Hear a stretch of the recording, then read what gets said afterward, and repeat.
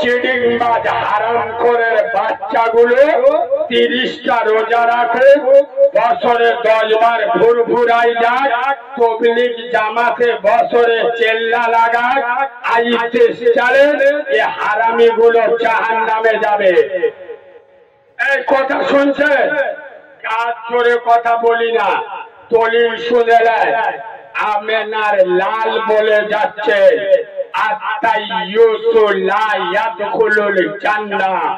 নবী বলে যাচ্ছে তাইয়ুস কোনদিন জান্নাতে যাবে। তাইয়ুস কারা? মহিলাদের কন্ট্রোল করতে পারে না। তুই ঝোঁকা না মদ্য?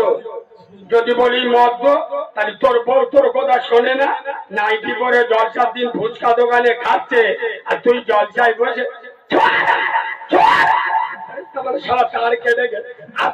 বাড়ি মাথায় ঝাড়, ওর বউ নাইটি পরে ওখানে ফুচকা খাচ্ছে, আর এখানে বসে সুবহানাল্লাহ মারাচ্ছ। বাঁদরের বাচ্চা, তো চারার মতো মেয়ে বুকের আর্ধেকটা কাপড় সরিয়ে জলসার মেলায় মত্তদের উত্তপ্ত করছে। তুই 30টাও যদি রোজা রাখিস জাহান্নামে যাবি। কেন? তাইয়ুস কোনদিন জান্নাতে যাবে। কিরাম দিল এরাম ওয়াজ করলে লোক থাকবে না, পালাবে, সর্বনাশ করে।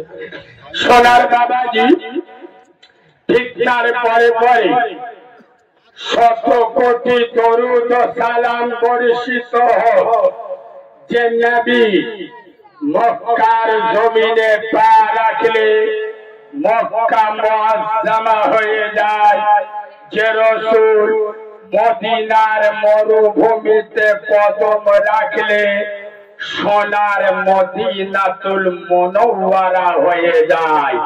আমার